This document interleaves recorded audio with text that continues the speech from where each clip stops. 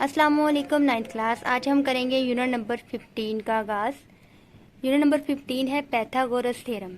आपने 8th class में इससे रिलेटेड क्वेश्चन भी किए थे। पूरा एक यूनिट था, इस पे डिपेंड कर रहा था पैथागोरस थ्योरम के ऊपर। तो पैथागोरस थ्योरम एक्चुअली रिलेशन है between the side of right angle triangle. Pythagoras एक मैथमेटिशियन था जिसने राइट एंगल ट्राइंगल की जो साइड्स हैं उनके दरमियान रिलेशन को डिफाइन करवाया कि वो आपस में कैसे रिलेट करती हैं। तो राइट एंगल ट्राइंगल एक्चुअली एक ट्राइंगल है जिसके अंदर एक जो एंगल है वो लाजमी 90 डिग्री का हो, तो उसको कहते हैं राइट एंगल ट्राइंगल। तो ये राइट एंगल ट्राइंगल की 3 साइड्स हैं। ए के सामने इसको नाम दे देंगे ए, सी के सामने सी और बी के सामने बी। तो ये हमारे पास साइड है ए बी सी। इनके दरमियान क्या रिलेशन है वो हमें पता चलता है पैथागोरस थ्योरम से। तो पैथागोरस थ्योरम के अकॉर्डिंग हमें पता चलता है, हम लिख सकते हैं बाय पैथागोरस थ्योरम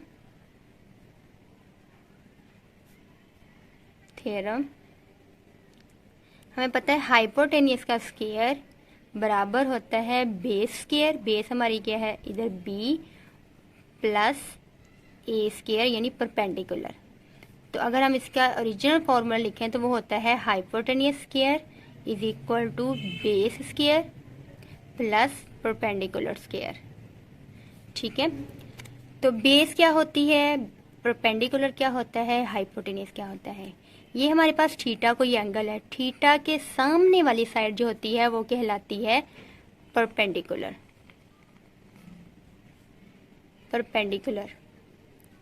और थीटा के साथ वाली जो साइड है वो कहलाती है बेस। और जो तिरछी यानी स्लैंटी या सीधी टेढ़ी लाइन जो होती है उसको कहते हैं हाइपोटेनियस। ठीक है, इसको कहते हैं हाइपोटेनियस। थीटा के सामने परपेंडिकुलर और थीटा के साथ बिल्कुल इसको कहते हैं बेस। तो अकॉर्डिंग टू पैथागोरस थ्योरम ये इनका रिलेशन क्या है कि हाइपोटेनियस का स्क्वायर बराबर होता है base square plus perpendicular square. तो अगर हम इसकी हाइपोटेनियस को सी कह दें, बेस को बी कह दें और ए परपेंडिकुलर को ए कह दें तो ये इक्वल होगा C square is equal to B square plus A square. यहाँ पे पैथागोरस थ्योरम स्टेटमेंट उसकी स्टेटमेंट है, ये आपने लर्न करनी है। उसके मुताबिक क्या है, कहते in a right angle triangle the square of length of hypotenuse का square is equal to sum of square of length of other two side इसके हाइपोटेनियस का स्क्वायर बराबर होता है अदर टू साइड के स्क्वायर के सम के equal. ठीक है, तो यहाँ पे देखें अगर इस वाले हम ट्राइंगल को ले तो यहाँ पे हाइपोटेनियस बी है, बेस एक्स है और परपेंडिकुलर एच है। ठीक है, तो ये इसकी स्टेटमेंट, इसको आपने याद रखना है। नेक्स्ट है, जैसे इसकी स्टेटमेंट को याद रखेंगे, नेक्स्ट हम करेंगे ये मोस्ट इम्पोर्टेंट यहाँ पे पॉइंट है। कहते अगर हमारे पास एक ट्राइंगल हो, सी उसका हाइपोटेनियस है, ए उसकी कह लें परपेंडिकुलर है, बी उसकी बेस है। कहते हैं अगर A square plus B square is equal to C square हो तो ये जो ट्राइंगल होगी वो राइट ट्राइंगल होगी। लेकिन अगर A square plus B square greater than C square हो यानी हाइपोटेनियस के स्क्वायर से आंसर उसका ग्रेटर आ जाए तो वो होगी एक्यूट ट्राइंगल। एक्यूट ट्राइंगल जिसमें एंगल जो होते हैं वो लेस देन 90 होते हैं। और अगर A square plus B square less than आ जाए सी स्क्वायर से देन ट्राइंगल क्या होगी, एब्ट्यूज होगी। एब्ट्यूज ट्राइंगल इस तरह की होती है, उसका एंगल जो होता है वो 90 से बड़ा होता है, तो ये वाली एब्ट्यूज होगी। जो एक्यूट होती है वो उसका जो एंगल होता है वो 90 से छोटा होता है, ये वाली एक्यूट होगी, ये 90 से छोटे एंगल है। और जो राइट एंगल होती है उसका एक एंगल लाजमी 90 डिग्री का होता है, एक एंगल लाजमी 90 डिग्री का होता है। तो अगर A square plus B square is equal to C square हो जाए तो वो राइट एंगल है। अगर ये ग्रेटर देन हो जाए तो वो होती है एक्यूट। और अगर A square plus B square less than हो जाए सी स्क्वायर से तो फिर ये होती है एब्ट्यूज राइट एंगल ट्राइंगल सॉरी। अब हम एक्सरसाइज 15 का क्वेश्चन नंबर 1 एंड 3 करेंगे। क्वेश्चन नंबर 1 में कह रहे हैं verify the triangle sides having the following measure. ये ट्राइंगल की साइड्स दी हैं, तो कहते हैं ये बताना है ये साइड राइट एंगल ट्राइंगल की है या नहीं। इसका एक क्वेश्चन या 2 पार्ट्स मैं करवाती हूँ, बाकी आपने खुद करने हैं, ठीक है। तो इसमें जो सी होगा वो हाइपोटेन्यूस हमेशा लेंगे हम।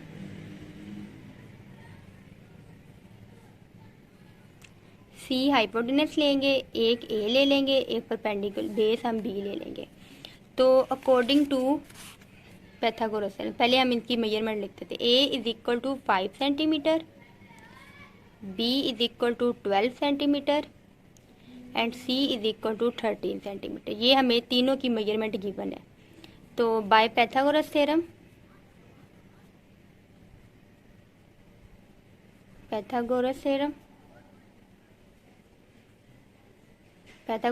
क्या कहता है कि perpendicular square plus B square. तो पहले इनका ए का स्क्वायर फाइंड करते, तो ये आ जाएगा 5 स्क्वायर प्लस बी स्क्वायर। तो बी हमारे पास है 12, तो ये 25 प्लस 144, इनको ऐड करेंगे तो आ जाएगा 169। अब हम सी का स्क्वायर लेते हैं, तो सी का स्क्वायर आ जाएगा 13 स्क्वायर, तो आ जाएगा 169 फ्रॉम 1 एंड 2। फ्रॉम 1 एंड 2 तो हम कह सकते हैं ना कि A square plus B square is equal to C square. तो अकॉर्डिंग टू पैथागोरस थ्योरम अगर A square plus B square is equal to C square हो तो वो क्या होती हैं, right angle triangle. So prove that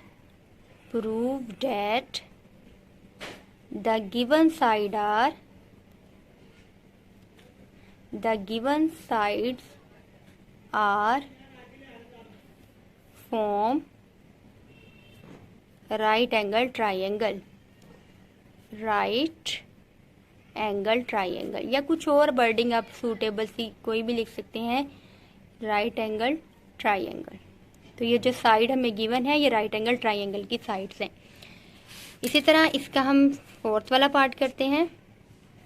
इसमें भी ए हमें गिवन है 16 सेंटीमीटर, बी हमें गिवन है 30 सेंटीमीटर एंड सी गिवन है 34 सेंटीमीटर। तो हम बाय पैथागोरस थ्योरम ये आपने लिख लेना है। तो A square plus B square पहले फाइंड करेंगे, तो 16 स्क्वायर प्लस 30 स्क्वायर। 30 स्क्वायर होता है 900 प्लस 16 का स्क्वायर देख लेते हैं, 66 6 36, तो ये आ जाएगा 652 256। तो इनको ऐड करेंगे तो आंसर आ जाएगा 1156। इसी तरह सी स्क्वायर लेंगे 34 का स्क्वायर, तो 34 का स्क्वायर लेंगे 16 1 कैरी 12 13 12 1 कैरी 3 3 9 तो 10, तो ये आ जाएगा 1156। तो ये देखिए दोनों का आंसर इक्वल आ गया। तो हम कहेंगे from equation number 1 and 2, equation 1 and 2, तो A square plus B square is equal to C square. तो हम कह सकते हैं these are the sides of right angle triangle, या और कोई वर्डिंग लिख सकते हैं, these sides form the right angle triangle। इस तरह इसके रिमेनिंग 2 पार्ट्स भी आपने खुद सॉल्व करने हैं। अब है क्वेश्चन नंबर 3। क्वेश्चन नंबर 3 कहते हैं the 3 sides of a triangle are of measure 8 x and 17 respectively। For what value of x will it become base of a right angle triangle. X जो है कहते हैं वो बेस है, x जो है वो बेस है, और हमें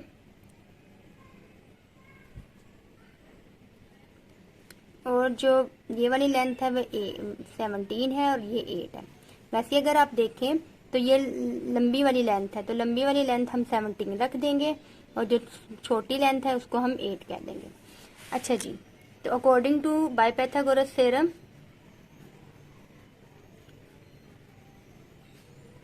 पाइथागोरस थ्योरम हम कहेंगे हाइपोटेन्यूस स्क्वायर बराबर होता है perpendicular square plus base square. यहाँ पे हाइपोटेन्यूस है 17, तो 17 स्क्वायर बराबर होगा 8 स्क्वायर प्लस एक्स स्क्वायर। तो 17 स्क्वायर ले लेंगे,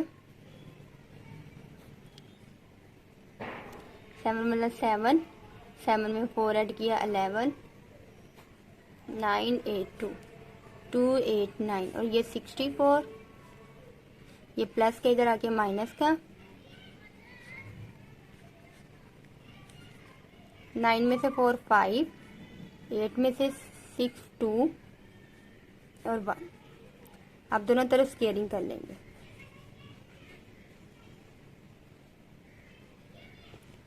5 25, 5 5 ज़ा 5 1 ज़ा, तो 5 मल्टीप्लाई बाय 5 मल्टीप्लाई बाय 5 बाहर आ जाएगा, एक 5 अंदर रहेगा। तो यहाँ से x की वैल्यू आएगी 5 इंटू √5। तो ये था आज का होमवर्क। हमने पाइथागोरस थ्योरम देखा और उससे रिलेटेड क्वेश्चन नंबर 1 और 3 किया अकॉर्डिंग टू ALP सिलेबस। तो यही आज का काम है। उम्मीद है आपको समझ आई होगी। अगर किसी भी तरह की आपको कोई प्रॉब्लम है तो मुझे कमेंट्स करके लाजमी बताइएगा। दुआ में याद रखिएगा। अल्लाह हाफ़िज़।